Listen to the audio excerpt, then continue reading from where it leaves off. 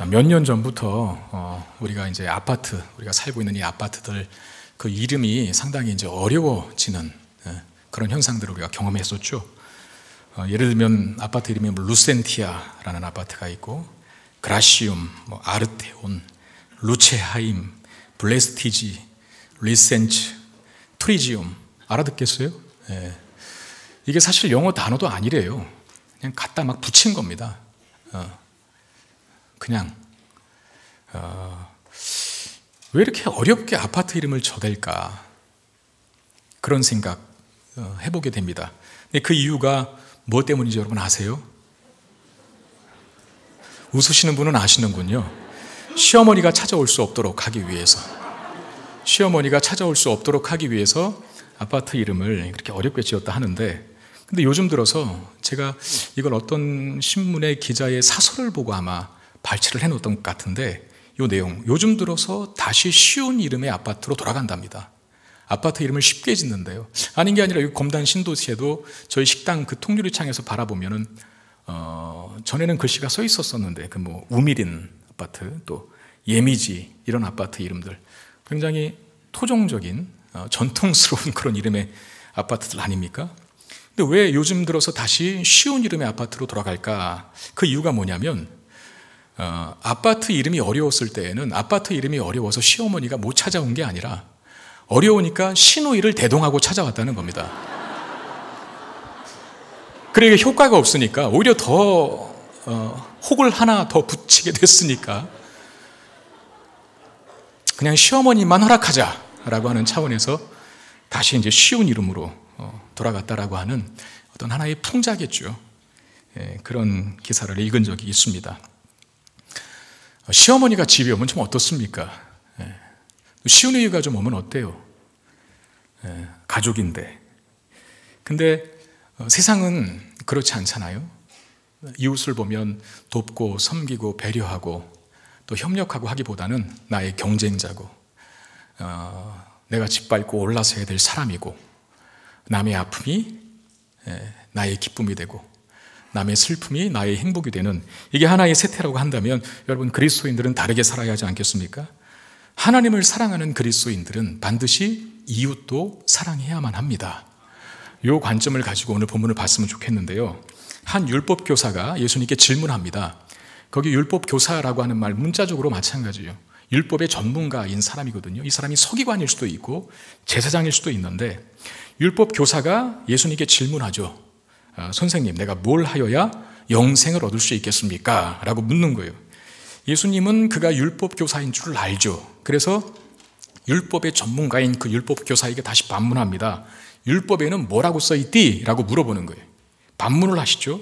율법 전문가답게 이 율법교사가 막힘없이 대답을 하는데, 27절에 대답하여 이르되 내 마음을 다하며 목숨을 다하며 힘을 다하며 뜻을 다하여 주 너희 하나님을 사랑하고 또한 내 이웃을 내 자신과 같이 사랑하라 하였나이다. 이 율법교사가 율법의 전문가답게 신명기 6장과 레위기 19장을 인용하여서 하나님을 사랑하고 이웃을 사랑해야 합니다 라고 그렇게 답변하는 겁니다. 제대로 대답했겠죠. 왜냐하면 여러분, 구약 율법의 축소판이라고 할 수 있다면 그거 10계명이고요. 10계명을 또 크게 두 부분으로 나눈다면 뭡니까? 하나님 사랑과 이웃 사랑이잖아요. 이렇게 말한 거예요. 제대로 말한 거예요. 예수님도 인정하셨죠? 네 대답이 옳도다. 그래요. 그런데 한 가지 덧붙이십니다. 이를 행하라. 그러면 살리라. 여기서 이제 우리가 1차적으로 충돌이 오는데, 우리는 믿음으로 구원받는다라고 그렇게 알고 있는데, 예수님 믿어야 구원받는 것으로 알고 있는데, 아니 행하라니, 행하면 산다니, 행해야 영생을 얻는다니, 이건 또 무슨 소리일까 싶은데요. 여기서 야고보 사도의 좀 조언이 필요합니다. 야고보서 2장 14절 17절 말씀에 보면, 내 형제들아, 만일 사람이 믿음이 있노라 하고 행함이 없으면 무슨 유익이 있으리요? 그 믿음이 능히 자기를 구원하겠느냐? 만일 형제나 자매가 헐벗고 일용할 양식이 없는데 너희 중에 누구든지 그에게 이르되 평안히 가라, 덥게 하라, 배부르게 하라 하며 그 몸에 쓸 것을 주지 아니하면 무슨 유익이 있으리요? 이와 같이 행함이 없는 믿음은 그 자체가 죽은 것이라. 간단하게 이야기해서 믿음과 행함을 구별할 수 없다는 겁니다. 따로따로 분리해서 생각할 수 없는 개념이 믿음과 행함의 개념이라는 거죠. 물론 순서는 있습니다. 믿음이 먼저예요. 참된 믿음이 있으면 참된 삶이 결실되게 되어 있다는 거죠. 포도나무가 맞다면 반드시 포도 열매를 맺게 될 겁니다. 그리고 그 열매를 통해서 그 나무가 포도나무인 줄 알게 되는 것처럼 예수님께서도 그 말씀하셨죠. 열매로 그들을 알리라 라고 하는 말씀. 그러니까 믿음이라고 하는 것이 참된 믿음이라고 한다면 그 믿음은 반드시 하나님의 자녀다운 삶, 하나님의 자녀다운 행동, 하나님의 자녀다운 행위를 결실하게 되어 있다는 겁니다. 여러분, 우리가 오늘 본문 앞전 문맥인 70인 전도대의 모습을 통해서도 이미 보았었지만 그 70인 전도대는 복음을 전하러 가는 사람들 아닙니까? 복음을 전하러 가는 사람들이 믿음이 없지는 않겠죠. 복음은 예수 그리스도 아닙니까? 그 예수 그리스도를 믿어라라고 그 복음을 전하는 자인 70인 전도대에게 있어서 그들은 반드시 믿음이 있었을 겁니다. 진실하고 참된 믿음. 그럼 그들이 진실하고 참된 믿음이 있었는지를 어떻게 아는가? 예수님의 말씀에 순종했잖아요. 행위, 행함. 참된 믿음이 있다면 70인 전도대는 그들이 참된 믿음을 가진 자인 것을 증명하게 되는데 자연스럽게 그게 뭐냐면 하나님 말씀에, 예수님 말씀에 순종하는 거룩한 삶입니다. 순종했죠. 왜? 전대도 가지고 가지 말고 배낭도 가지고 가지 말고 신발도 가지고 가지 말라 그랬어요.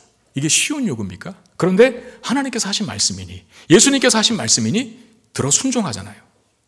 저들의 믿음이 진짜인 것을 행위로, 순종으로 증명했죠. 그리고 내가 너희를 보냄이 양들을 이리 가운데 보낸과 같도다 라 그러셨잖아요. 이게 쉬운 일입니까? 양들이 이리떼 가운데 들어가면 죽습니다. 아니, 우리를 세상에 보내는 것이 그렇게 위험천만한 일이었나요? 나 안 갈래. 그랬다라고 한다면 그들의 믿음은 진짜 믿음이 아니었겠죠.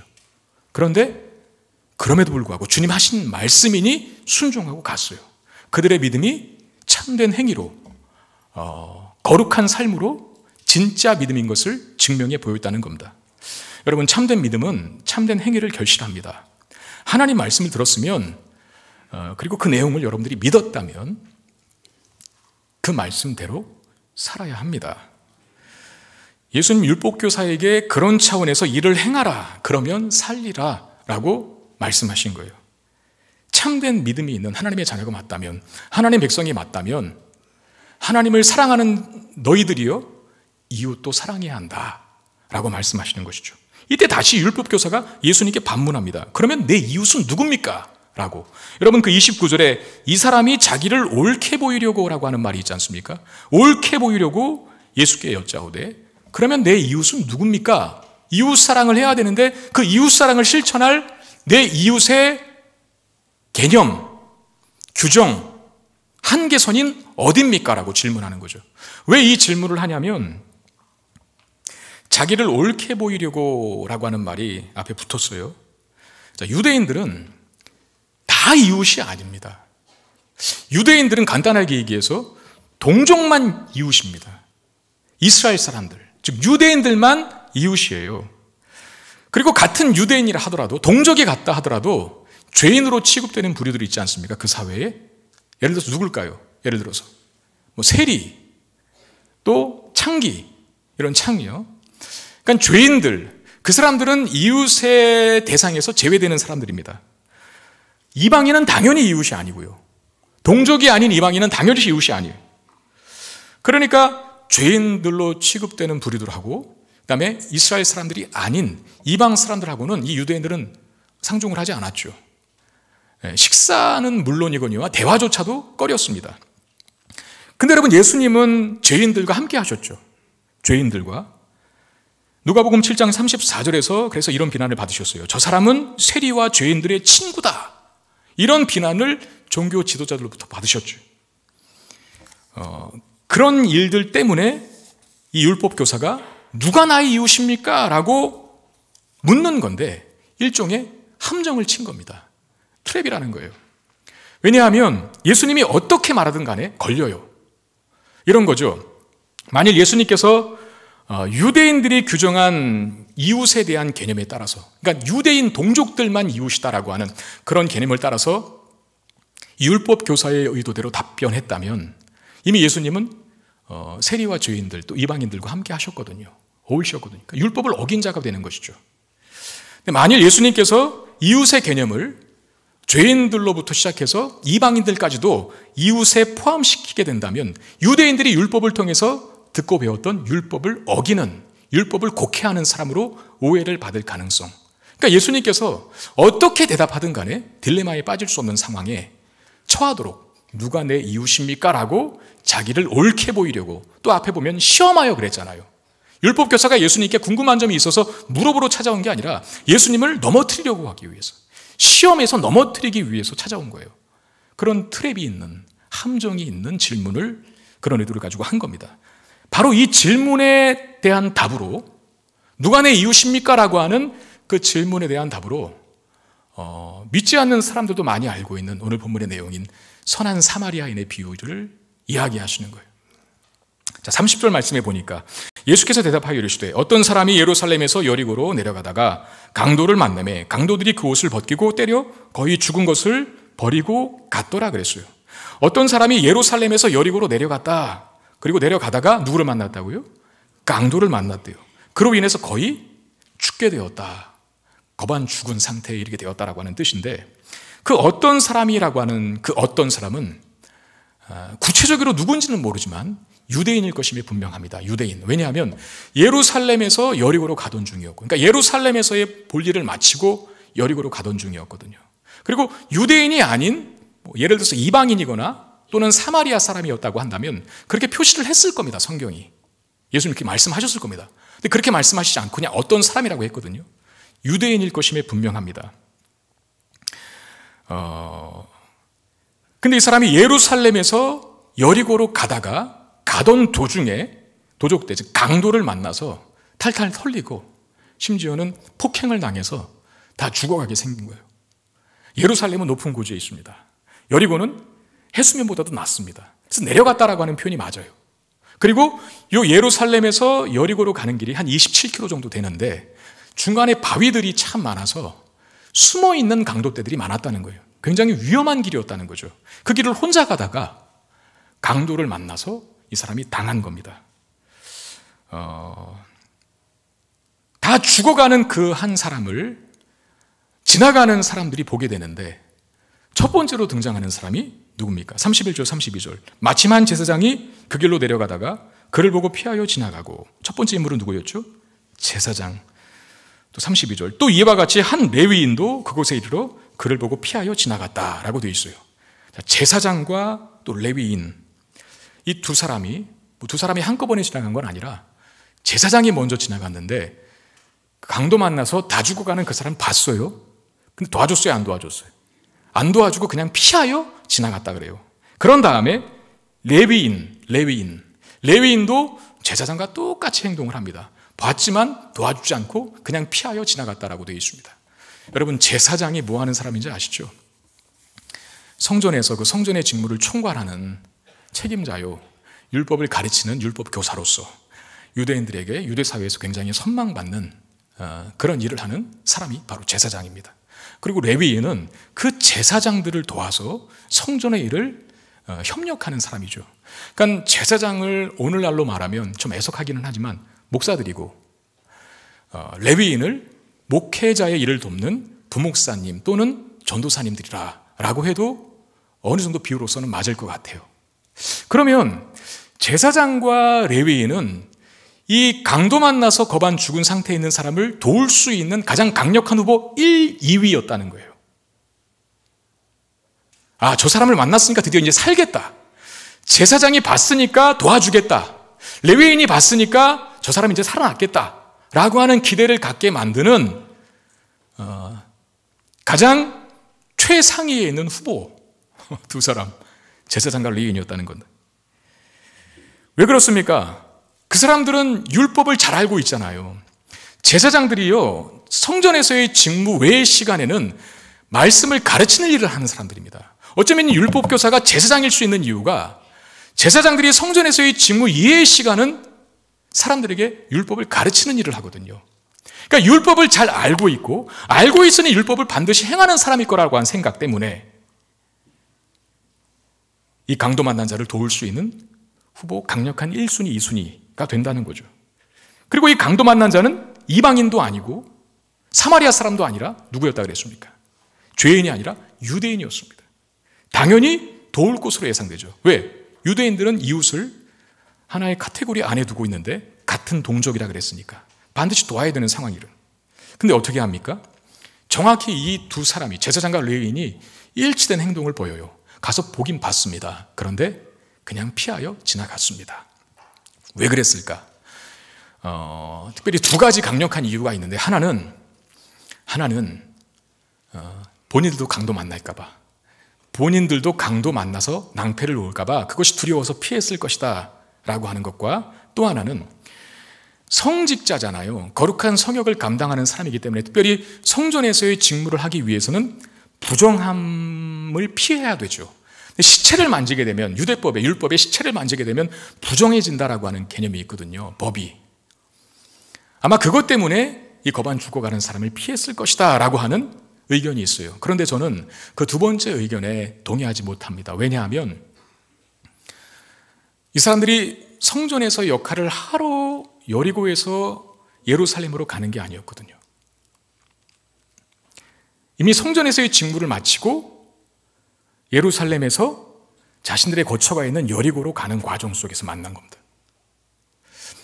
물론 시체를 만지면 부정해지겠죠. 그러나 7일 동안 정결케 하고 차라리 그를 돕는 것이 제사장과 레위인의 역할로서, 본분으로서, 또 율법적인 교훈으로서도 맞아요. 왜냐하면 제사장들은 시체를 보면 매장해야 할 책임이 있는 사람들이거든요.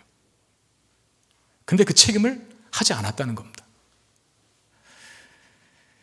왜 예수님께서 이 비유에서 제사장과 레위인을 예로 드셨을까? 그냥 뭐 행인 1, 행인 2 그러면 되는데, 제사장, 어쩌면 지금 이 질문을 하고 있는, 예수님 앞에 찾아와서 질문을 하고 있는 율법 교사가 제사장일 수 있거든요. 그 사람 들으라고 하는지 모르겠지만 제사장과 레위인을 예로 드신 이유가 있어요. 1세기 당시, 즉 예수님 당시의 제사장들의 영적 상태와 신앙적 수준을 보면 왜 이들을 특별히 예로 드셨는지 우리 충분히 이해할 수 있을 겁니다. 왜냐하면 우리가 누가복음 19장에서 이제 확인하겠지만 그 유명한 사건이 있잖아요. 예수님께서 성전으로 들어가십니다. 지금도 예루살렘으로 가는 과정 속에서 일어나는 일이거든요. 예루살렘에 드디어 도착하셔서 예루살렘 성전에 들어가시는데, 예루살렘 성전에 들어가신 예수님께서 하신 일이 뭐였었습니까? 난장판 만드는 거였잖아요. 그죠? 다 뒤집어 엎는 일. 예수님께서 예루살렘 성전에 들어가서 장사하는 사람들의 상을 팔아, 장사하는 사람들의 상을 뒤집어 엎고 환전상들의 그 좌판을 뒤집어 엎었다 라고 하면서 굉장히 큰 분노로 난동을 부리신 사건이 있거든요. 그 왜 예루살렘 성전에 장사하는 사람들이 있을까 싶은데, 여러분, 예루살렘 성전의 구조는 일단은 첫 번째 구조가 이방인의 뜰이라 그래서 굉장히 크고 넓은 영역입니다. 이방인의 뜰이 있고, 그리고 그 이방인의 뜰 지날 때 문을 하나 통과하면 여인의 뜰이 있고, 그러니까 이스라엘 여인들이 들어갈 수 있는 문이죠. 그 다음에 여인의 뜰까지만 여인들이 들어가고, 그 다음에 문이 있어 또 들어가면은 거기는 이제 남자 유대인들이 거기까지 들어갈 수 있고, 또 하나 문이 있는데 그 문을 열고 들어가면 누구만 들어갈 수 있는 곳입니까? 제사장들만 들어갈 수 있는 곳이에요. 그러니까 이방인의 뜰, 여인의 뜰, 유대인의 뜰, 유대 남자, 그 다음에 제사장. 이 제사장의 뜰 안에 성전이 있는 거죠. 그리고 성소와 지성소라고 하는 영역이 있어서 거기는 제사장만 들어가게 되거든요. 이 첫 번째 부분인, 영역인 이 이방인의 뜰에 장사하는 사람들이 있었어요. 합법적인 장사였어요. 왜냐하면 예루살렘 성전에 오는 사람들은 대부분 다 제사를 드리기 위해서 오는 거거든요. 여러분, 제사에서 빠질 수 없는 물건이 있다면 뭡니까? 제물이죠. 제물. 제사에서 빠질 수 없는 요소가 있다면 짐승, 즉 제물입니다. 그런데 예루살렘 근처에 사는 사람도 있을 것이고, 또 예루살렘으로부터 굉장히 먼 지역에 사는 사람들이 있을 거예요. 그 사람들은 짐승을 가져오지 못하지 않습니까? 먼 지역에 사는 사람들. 그래서 와서 그걸 사야 돼요. 근데 가까이 있는 사람들은 자기가 기르는 가축이나 짐승을 가지고 올 수도 있거든요. 그런데 제사장들이 이방인의 뜰에서 파는 제물이 아니면, 그러니까 본인이 키워서 또는 어떤 루트를 통해서 얻은, 즉 이방인의 뜰에 있는 장사하는 사람들을 통해서 사지 않은 제물들은 다 퇴짜났어요. 검역에서 불합격 판단을 내립니다. 여기 흠이 있다, 눈 뻘겋다, 손톱 하나 빠졌다, 여기 상처 있네, 상처 보이지 이러면서 다 불합격 판단을 내려버리는 거예요. 왜 그랬을까요? 그 장사하는, 이방인의 뜰에서 장사하는 사람과 성전을 관할하는 제사장들이 금전적 결탁을 한 거예요. 그러니까 이 장사하는 사람들은 그냥 장사하는 게 아니라 뒷돈을 준 거죠. 누구에게? 제사장들에게. 그래서 제사를 지내러 오는 사람들이 자신들의 물건을 살 수밖에 없도록. 근데 문제는 예를 들면 밖에서 500원이면 살 수 있는 걸 이방인의 뜰에서 파는 재물은 1,000원이에요. 밖에서 1,000원이면 살 수 있는 걸 여기서는 10,000원에 팔아요. 비싼 걸 알지만 어쩔 수 없이 제사를 지내서 먼 곳에서 왔으니까 어쩔 수 없이 울며 겨자 먹기 식으로 그 재물을 비싼 값에 사는데 제사장들이 그런 파렴치한 방법으로 치부합니다. 만민이 기도하는 집이잖아요. 이방인의 뜰, 만민이 들어갈 수 있는 집이거든요. 이방인의 뜰이니까 만민이 기도하는 집을 너희들은 강도의 구렬로 만든다라고 예수님께서 책망하셨잖아요. 그 행위를 두고 하는 말이에요. 뒷돈 받아먹고. 더 심각한 건 뭔지 아세요? 그때 당시 제사장들이 그렇게 치부해서 그거 가지고 이자놀이 했답니다. 돈놀이. 이게 1세기 당시 종교 지도자들의 모습이었어요. 제사장이 당시에 되었다라고 하는 것은 어떤 잘 훈련받고 또 어떤 인격과 신앙이 검증된 사람들이 투표를 통해서 선출된 직분이 아니라, 우리 사실 직분자는 그렇게 세우지 않습니까? 신앙과 인격과 또 교회와 가정에서의 삶이 어떤지를 봅니다. 그리고 후보를 세우죠. 그리고 후보를 세웠다고 해서 되는 것도 아니고 여러분들이 투표를 해야 돼요. 그렇게 해서 객관적으로 일단 검증되고 모든 면에서 모범이 될 수 있는 분을 세우는 거죠. 교회의 직분자는 그렇게 세우지 않습니까? 근데 당시의 제사장들은 그렇게 세워주는 게 아니에요. 그냥 혈통에 따라 세워줘요. 태어나 보니 내가 레위 지파 사람이었고 레위인이었고, 그러다 보니 자연스럽게 제사장이 되는. 그러니까 이 사람들은 어쩌면 자신들의 삶이 어떤 거룩한 행동으로 평가받는 사람이 아니라 일단 그들의 출신과 성분, 그다음에 역할과 위치로 평가받는 데 익숙한 사람이다 보니까 말씀은 머리로 잘 알고 있고 제사는 어떻게 지내야 되는지 아주 빠사하게, 기독교 문화, 교회 문화가 뭔지에 대해서는 잘 알고 있지만 사실상 그렇게 사는 삶에는 게을리하게 되는 거죠. 말씀이 뭔지는 잘 아는데 말씀대로 살려고 하는 노력은 없는, 그들의 믿음과 신앙은, 하나님을 사랑하는 사랑의 마음은 예루살렘 성전이라고 하는 카테고리에 갇혀 있던 거예요. 그러니 예루살렘 성전을 나와서 여리고로 가는 과정 속에 강도 만난 이웃을 돌보지 않은 겁니다. 아는 것과 삶이 일치하지 않죠. 성전 안에서의 일은 하고 있지만 성전 밖에서의 삶의 거룩함이나 구별됨은 없습니다. 하나님 말씀을 실천하지 않으니까요.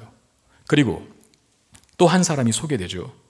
사마리아 사람입니다. 누가복음 10장 33절 35절.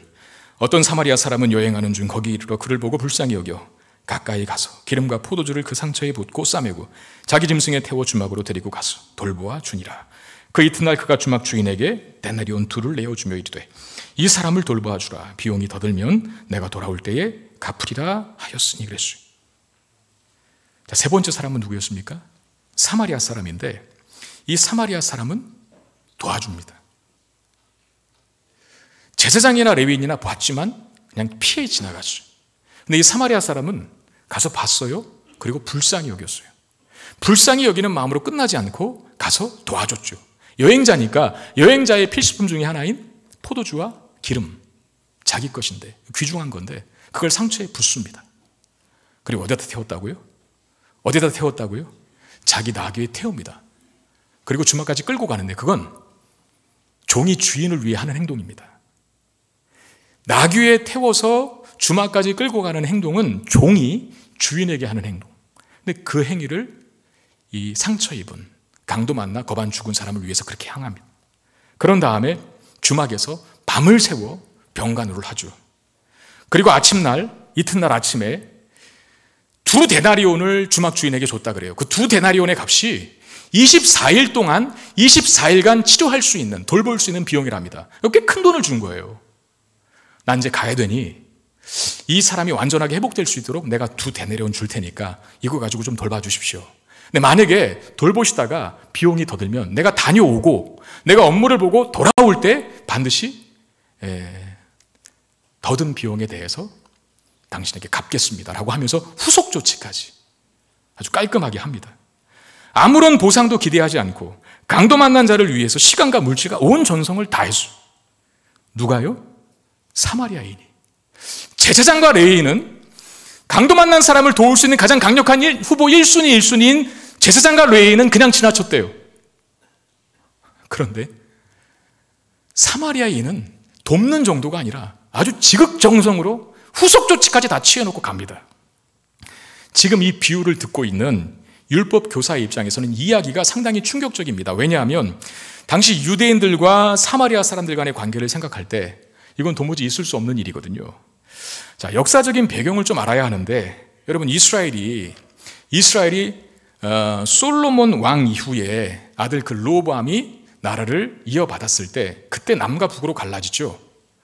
남쪽을 남유다 왕국이라고 하고 북쪽을 북이스라엘이라고 그렇게 부릅니다. 네. 남쪽의 남유다 왕국의 수도는 어딜까요? 이 정도는 알고 계셔야 됩니다. 남유다 왕국의 수도 서울은 어디입니까? 예루살렘이에요. 예루살렘. 그럼 북이스라엘의 수도는 어딜까요? 사마리아예요. 사마리아. 근데 이 북이스라엘이 BC 722년에 아수르, 거대 제국인 아수르 제국에게 멸망을 당합니다. 그리고 그 아수르 제국이 그때 이제 사네립이라고 하는 왕이 이스라엘 땅에 정책을 하나 피는데 그 뭐냐면 북이스라엘 땅에 특별히 사마리아 지역에 많은 아수르 주민들을 이주시켜서 이스라엘 사람들과 혼인하게 만듭니다. 그러니까 이스라엘 백성들을 혈통적인 정체성을 굉장히 중요하게 생각하는 사람들이거든요. 그거 팔아먹으면 마치 하나님을 배신한 것 같이 그렇게 여겼던 사람인데, 북이스라엘 땅에 아수르 제국에 망한 이스라엘 땅에 이방인들이 들어와서 짬뽕이 되었다라고 남쪽의 유다 사람들이 판단한 거죠. 그래서 막았습니다.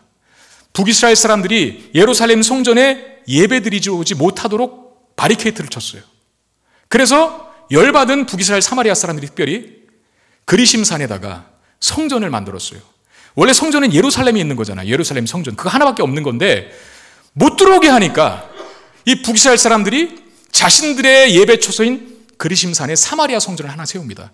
남유다 사람들 입장에서는 아주 괘씸한 죄죠. 아니 성전은 예루살렘에 있는 거 하나밖에 없는데 니들 마음대로 사마리아에 성전을 세웠다고? 라고 해서 열받은 남유다 사람들이 주전 118년에 사마리아 지역을 쳐들어가서 그 사마리아 성전을 다 부셔버립니다. 이 일에 또 열받은 사마리아 사람들이 예루살렘으로 내려와서 몰래 잠입해서 유대인들의 가장 큰 명절인 6월절에 예루살렘 성전에 침투해 들어와서 죽은 사람들의 뼈를 성전 사방에 뿌려댑니다. 부정하게 만든 거죠. 그래서 유대인들에게 가장 큰 명절인 6월절 행사 자체가 진행되지 못하게 만드는 소위 테러를 벌여요. 이런 주고받는 치열한 공방들이 계속 되니까 점점 남쪽의 유대인들과 북쪽의 사마리아 사람들 간에 이제는 넘을 수 없는 벽이 생기게 돼서 서로 적대적으로 반응하게 됩니다. 그러니까 서로를 원수같이 여기는데 특별히 유대인들이 더 심하게 사마리아 사람들을 멸시했죠. 왜냐하면 유대 사람들은 사마리아 땅 자체를 안 밟았거든요. 부정한 땅이라고.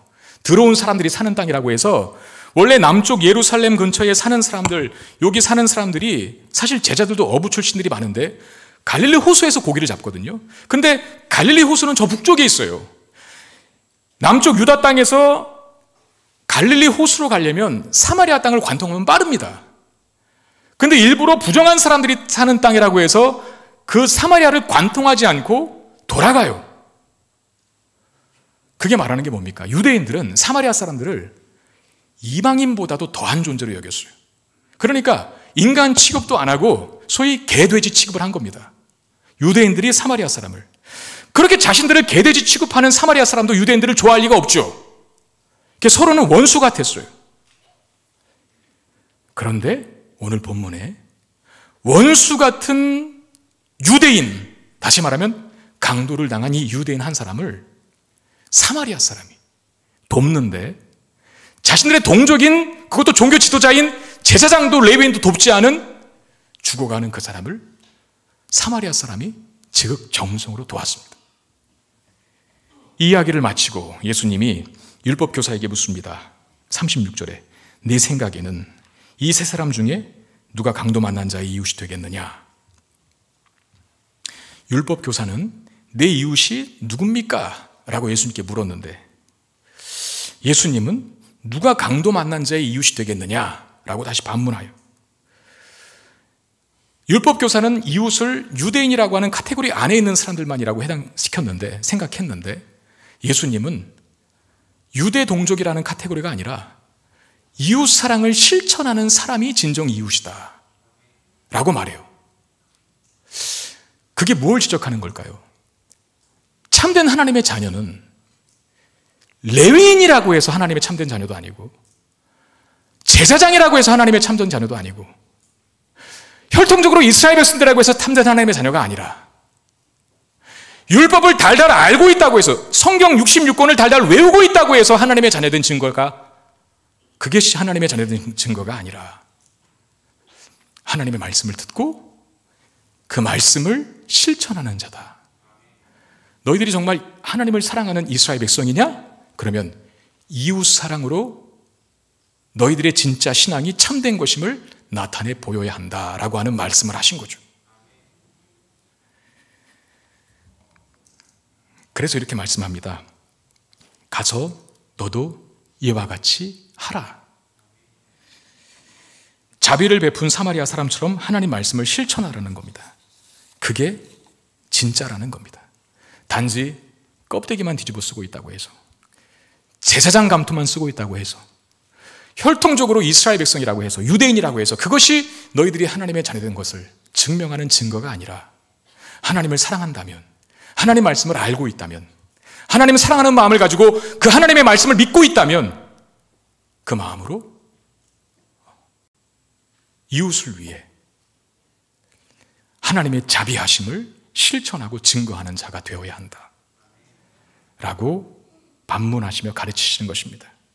여러분, 우리는 누구를 더 닮아 있습니까? 제사장과 레위인의 모습입니까? 아니면 사마리아인의 모습입니까? 우리도 사실상 종교적인 의무를 하는 데 있어서는 지금 여러분 이렇게 많은 사람들이 모여있지 않습니까? 요 일에는 남한테 뒤떨어지지 않을 만큼 예배 참석하고 헌금 드리고 뭐하고 하는 데는 이 교회라고 하는 카테고리 속에서 하는 행위에 대해서는 남에게 뒤지지 않을 만큼 잘할 자신이 있는데 예루살렘을 떠나서 예루살렘 성전 안에서는 제사장이고 레위인이고 뭐고 잘할 수 있는데 예루살렘을 나와서 세상이라고 하는 한복판에 나갔을 때에는 강도 만나 도움을 기다리는 사람들의 손길을 뿌리쳐버리는 모습은 없는지, 교회 안에서는 잘하지만 교회 밖만 나가면 전혀 하나님 말씀하고는 상관없는 삶을 살고 있는 모습이 우리에게는 없는지 질문하셔야 한다는 것이죠. 예배 시간에 일찍 오시는 분들이 계십니다. 참 좋은 거예요. 늦게 오시는 분은 좀 일찍 오실 수 있기를 바랍니다.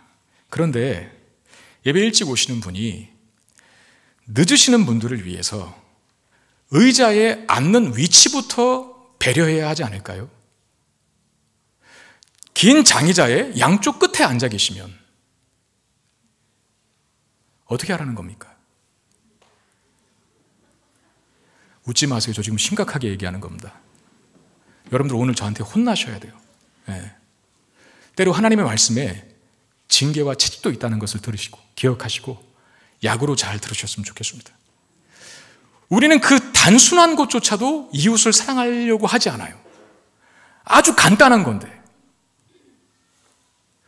예배 끝나고 여기서는 아멘 아멘 하고 은혜 받았다라고 하고 나가는 그 순간에 주차장에서부터 서로 먼저 나가기 위해서 배려하지 않는, 좋은 자리 차지하기 위해서 눈에 쌍심지를 켜고 찾아대는 그런 모습은 없는지요? 저도 오늘 하나 이실직고 할게요. 제가 오늘 요새 최근에 차를 거의 안 타고 왔거든요. 주일에. 오늘 아침에도 이제 집을 나가면 저희 집사람이 이제 배웅하면서 여보 오늘 어떻게 차 안 가지고 갈 거예요? 오늘도 그랬어요. 그랬어요. 걸어갈 거야. 건강에도 좋고 운동도 되니까 걸어갈 거야. 그리고 나왔어요. 갑자기 찬바람이 확 부는, 정말 이렇게 갔다가 다시 유턴했어요. 지하주차장으로. 이해해 주세요. 머리 망가질까봐 그랬어요. 이 머리를 세우는데 오랜 시간이 걸립니다. 근데 바람이 너무나 칼바람이 부니까 세운 머리가 다 망가지겠고, 그럼 제가 목양실 가서 말씀을 준비해야 되는데 말씀 준비할 시간에 손해를 보게 될 것 같으니 차를 타고 가자. 그래서 차를 타고 왔어요. 이 부분은 좀 이해해 주시기를 바랍니다. 근데 여러분, 우리는 사실 먼저 배려해야 되는 거예요. 아니, 그렇게 작은 데서 이웃사랑을 실천하지 않는데 무슨 놈의 세계 선교를 합니까? 에? 엘리베이터도 그래요. 엘리베이터는 노약자들이 타는 겁니다. 그리고 몸이 불편한 사람들이 타는 겁니다. 물론 한가할 때는 얼마든지 타세요. 근데 주일 같은 경우에는 바쁘거든요. 그래도 엘리베이터도. 많이 멀쩡한 분들이 타고 계시면 노약자나 또는 몸이 불편한 사람들이 타는 걸 미안해하세요.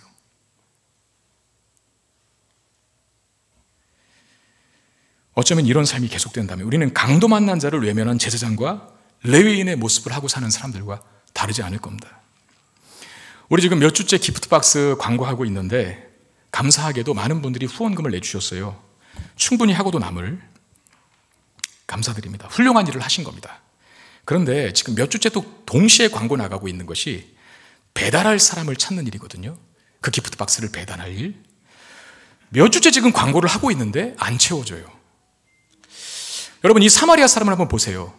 돈 주고 갔습니까? 냅다 몇 푼 던져주고 끝났습니까? 그의 도움이? 아니죠. 약만 주고 끝난 게 아니라 나귀에 태워 주막에 데리고 갔고 거기서도 밤새 보살폈고 그리고 후속 조치까지 다 취해줬어요.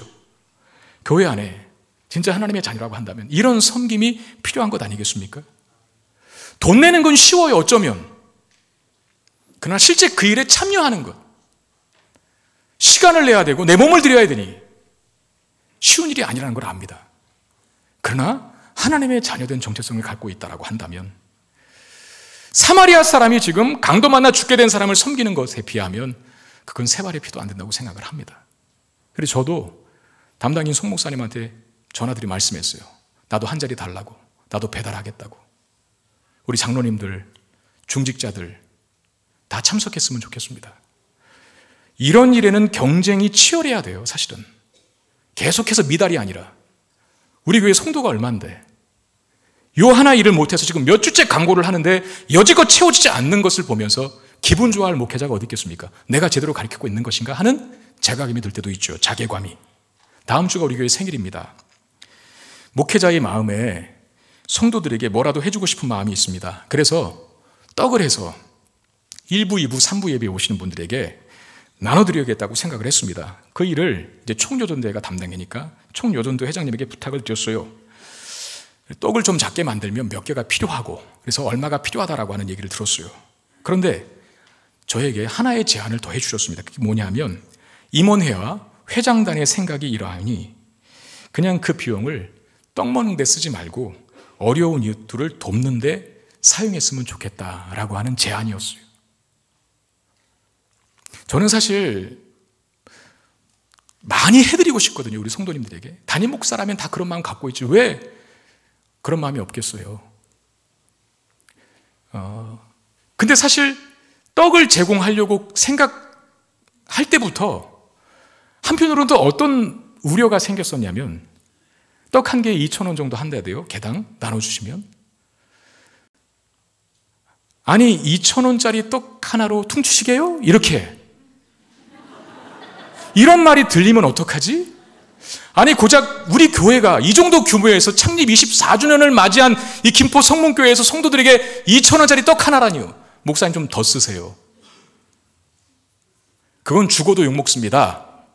이런 말이 들리면 어떡할까? 내심 좀 고민했었거든요. 그런데 떡 안 먹어도 좋으니 그 비용으로 겨울철에 불우한 이웃을 돕자 라고 제안을 해주셨어요. 그래서 한편으로는 자괴감도 들었지만 한편으로는 내가 헛가르치는 않았구나 하는 생각이 들었어요. 연탄은행이라고 하는 곳이 있대요. 우리나라의 8만여 가구가 아직도 그 도시가스가 설치되지 않은 연탄을 떼야 난방이 되는 그런 가정이 8만여 가구가 넘는답니다. 대부분 다 어르신들이 사시는 곳이겠죠. 근데 지금 왜 그런지 모르겠지만 후원이 많이 떨어졌대요. 예전보다. 그래서 거기를 돕자고 우리 장로님들에게 제가 어제 카톡을 보냈더니 뭐 다들 흔쾌히 목사님 그렇게 하시라고. 제가 성문교회 담임 목사인 것이 자랑스럽습니다. 네. 앞으로 계속 이렇게 해주시기를 바랍니다. 네. 이게 진짜 믿는 사람의 모습 아닐까요? 교회를 다니고 있다는 것, 말씀을 듣고 있다는 것, 내가 기독교 집안에서 태어났다는 것, 심지어 내가 목사라고 하는 것이 내가 구원받은 하나님의 자녀라는 것을 증명해주는 증거는 아니거든요. 목사 중에도 구원받지 못한 사람이 있을 수 있습니다. 기독교 집안에서 태어났다고 해서 자동적으로 구원이 임하는 건 아닙니다. 믿음이 있어야 구원받는 거죠. 근데 그 믿음이 참된 믿음이냐 거짓 믿음이냐, 이건 여러분들이 아셔야 돼요. 참된 믿음은 반드시 뭘 결실한다고요? 거룩한 삶, 행위, 순종. 포도나무는 반드시 포도 열매를 맺게 되어 있습니다. 그 열매를 통해서 그가 포도나무인 것을 알죠. 예수님께서도 말씀하셨잖아요. 열매로 그들을 알리라. 거짓 선자가 누군지, 참된 믿음을 가진 자가 누군지, 가짜 믿음을 가진 자가 누군지 열매로. 신약 성경의 대부분 예수님께서 하신 그 열매라고 하는 말은 행위를 말합니다. 우리가 정말 하나님을 사랑한다면 그 결과로 이웃을 사랑하게 될 겁니다. 이걸 다른 말로 하면 예수를 믿는 참된 믿음은 거룩하고 아름다운 삶을 결실하게 되어 있다는 거예요. 요한일서 3장 16절 18절에 그가 우리를 위하여 목숨을 버리셨으니 우리가 이로써 사랑을 알고 우리도 형제들을 위하여 목숨을 버리는 것이 마땅하니라. 누가 이 세상의 재물을 가지고 형제의 궁핍함을 보고도 도와줄 마음을 닫으면 하나님의 사랑이 어찌 그 속에 거하겠느냐. 자녀들아, 우리가 말과 혀로만 사랑하지 말고 행함과 진실함으로 하자. 여러분, 우리가 강도 만난 사람들이었습니다. 우리가 죽어가던 정도가 아니라 이미 죽었던, 영혼이 죽어서 소망이 없는 사람들이었죠. 심지어 예수님을 거부하고 배척하고 하나님과 원수처럼 지냈던 자들이 우리들이었습니다. 바로 그런 우리들을 위해서 예수님은 사마리아 사람처럼 오셔서 우리를 구원해 주셨습니다. 사마리아 사람이 강도 만나 죽게 된 사람을 아주 지극정성으로 극진하게, 최후에는 후속 조치까지 해주고 돌아갔던 것처럼 예수님은 우리에게 죄만 용서해 준 게 아닙니다. 지옥행만 면하게 해주신 것이 아닙니다. 하나님의 자녀 삼아 주셨고 영원한 천국에서의 삶을 허락하셨습니다. 이 과분한 하나님의 사랑을 받은 사람들이 우리들이라는 사실을 믿는다면, 그렇다면 그 사랑을 실천하는 자로 살아야 하는 것, 당연한 논리 아닐까요? 행위로 구원받는다는 것을 말하는 것이 아닙니다. 참된 믿음은 이런 삶을 결실하게 되어 있다는 것을 말씀드리는 겁니다. 여러분, 연말입니다. 12월이에요. 어느 때보다도 더 많은 이웃을 사랑해야 할 때라는 겁니다. 그래서 교회적으로도 이웃 사랑을 실천할 많은 계획들을 지금 준비하고 있는데, 어제도 우리 김장, 또 우리 교회가 하필 김장하는 날이 되게 또 추위가 시작된 날이어서 많은 분들이 오실까 우려 걱정했는데 많이 오셔서 김장 넉넉히 다 했고, 그리고 많은 부분들을 우리 풍무동 주민의 주민센터의 도움을 받아서 김장이 필요한 분들에게 나눠드렸어요. 그 추운 날 어제 오후부터는 아주 칼바람이 불기 시작했지 않습니까? 우리 집사님들과 또 우리 청년들이 우리 교육자들과 함께 가가호 방문하면서 나눠드렸습니다. 저는 우리가 참된 교회가 맞다면, 그래서 우리가 하나님께 받은 은혜와 복이 크다면 반드시 그 사람은 그 은혜와 복을 흘려보내게 되어 있다는 거죠. 받은 바 은혜와 복을 쥐어 움켜잡고 있는 사람은 참된 믿음을 가진 자가 아닙니다. 받은 바 은혜와 복을 이웃에게 흘려보내는 자, 교회 안에서만이 아니라 우리가 받은 은혜와 사랑과 복이 교회라는 울타리를 넘어서 세상으로 흘러가게 하는 교회, 그게 진짜 참된 믿음을 가진 성도요, 참된 믿음을 가진 성도가 모인 교회인 줄 믿습니다. 예루살렘에서만 자라면 끝났다고 생각하지 말고 예루살렘을 벗어나 여리고로 가는 도중에 강도 만난 자들이 많이 있다는 것을 기억하고 그들에게 선한 사마리아인으로 죄인이었던 우리들에게 다가오셔서 구원해 주신 예수님의 사랑을 가지고 다가설 수 있게 되기를 바랍니다. 너도 그와 같이 하라. 이게 오늘 저와 여러분들에게 주시는 예수 말씀이에요. 우리가 참된 믿음을 가졌다면 이 말씀에 순종해야 합니다. 너도 그와 같이 가라. 예수님의 이 말씀을 들은 율법보사는 그 말씀을 듣고 순종했는지 순종하지 않았는지에 대해서 오늘 본문이 이야기하고 있지 않습니다. 이걸 소위 열린 결말이라고 합니다. 우리의 몫이라는 거예요. 여러분 각자의 몫. 가서 너도 그와 같이 하라 라고 하는 예수님 말씀에 못 들은 척, 못 본 척 하지 마시고 듣고 행하는 우리가 되어서 우리를 통해 하나님의 영광이 이 세상 가운데 충만히 드러나게 되기를 주의 이름으로 축원드립니다. 우리 함께 들은 말씀 가지고 찬양하고 기도하는 시간 갖겠습니다.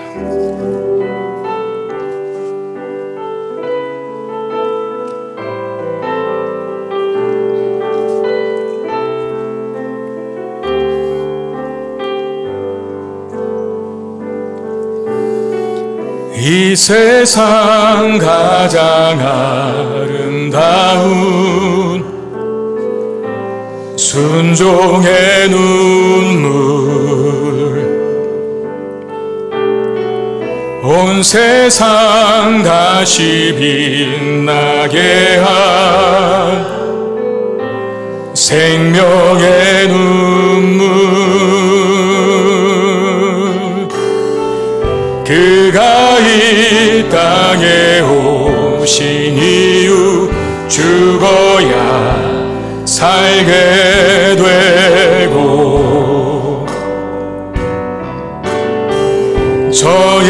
져야만 승리하는 놀랍고 영원한 신비 지으신 그대로 회복시킨 우리의 창조주 그리스도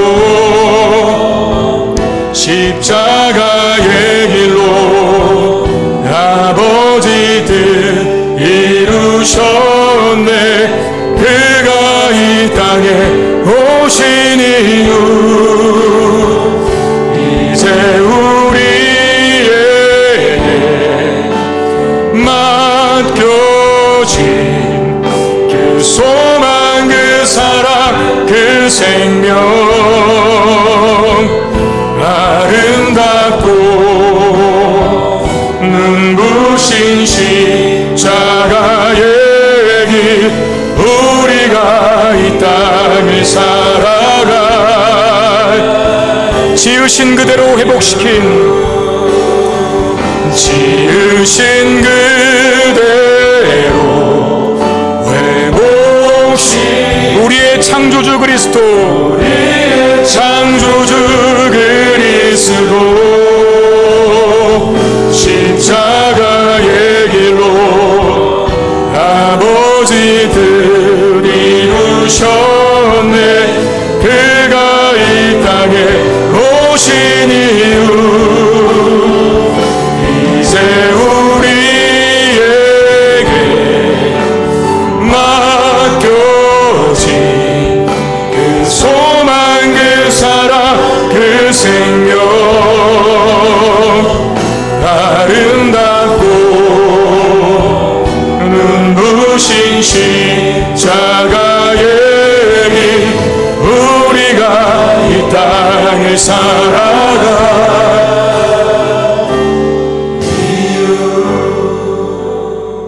우리 기도할 때 하나님 나는 내가 가진 믿음이 참된 것임을 진짜 믿음을 확신하는데 그 믿음이 참된 것임을 증명하는 삶의 열매를 많이 없는 것 같습니다.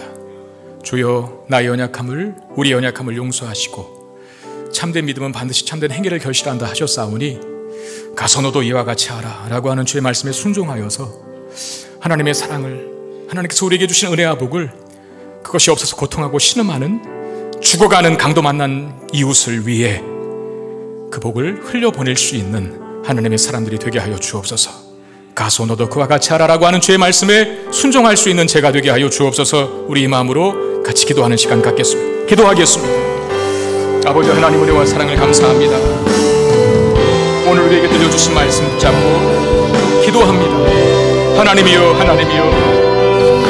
우리 주변에 있는 강도만한 이웃을 하나님 그냥 지나치지 않게 하여 주시고, 주위에 떨고 아픔에 떨고 고통에 떠는 이웃들을 바라볼 수 있는 눈이 있게 하여 주옵소서. 우리가 하나님 아버지 그들을 보고 그냥 지나가던 제사장이 되지 않기를 원합니다. 레위인이 되지 않기를 원합니다.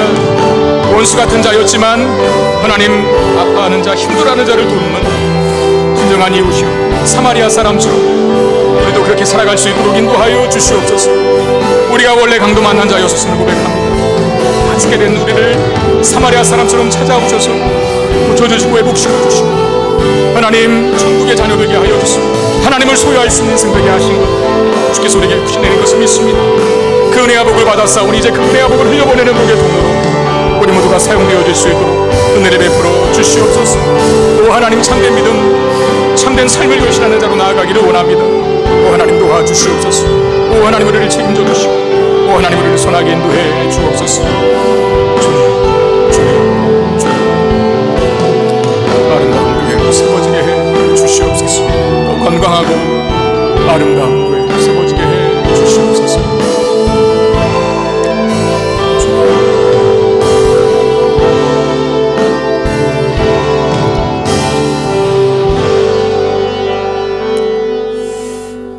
하나님, 우리의 믿음을 우리의 거룩한 삶으로 증명하며 살아갈 수 있는 우리가 되게 해 주시옵소서. 교회에서만 믿음을 갖고 있는 것이 아니라 하나님이여, 교회 밖 강도 만나 여기저기 널브러져 고통하고 신음하는 이 세상의 수많은 이웃들을 향해서도 참된 믿음을 가진 자로 살아갈 수 있게 해 주시옵소서. 우리가 받은 복과 은혜, 하나님 흘려보내는 복의 통로가 되기를 원합니다. 사실 우리가 강도 만난 자였는데 예수께서 사마리아 사람처럼 오셔서 우리를 살려주시고 구원해 주셨습니다. 너도 이와 같이 하라 라고 하는 말씀을 듣고 주의 사랑을 실천하며 어두운 곳을 밝히며 추위에 떨고 있는 이웃들에게 그리스도의 사랑을 담은 작은 섬김을 실천하는 이 복된 계절이 되게 해 주시옵소서. 귀한 예물을 하나님 앞에 올려드립니다. 주님 받으시고 주의 나라와 영광을 위해서 아름답게 쓰여지게 하시고 마음을 다하여 정성을 다하여 또 간절한 기도의 제목을 담은 우리 사랑하는 성도들의 이 예물을 받으시사 저들의 필요를 채우시고 저들의 간절한 기도의 제목에 주님 풍성한 응답을 허락해 주시옵소서. 우리 주 예수 그리스도의 이름으로 간절히 축복하며 기도드리옵나이다. 아멘. 오늘 저희 교회에서 이 예배 때 등록하신 분들이 계십니다. 정은혜님, 정지혜님, 최주리님, 또 이종민님, 김민경님 되겠습니다. 한번 자리에서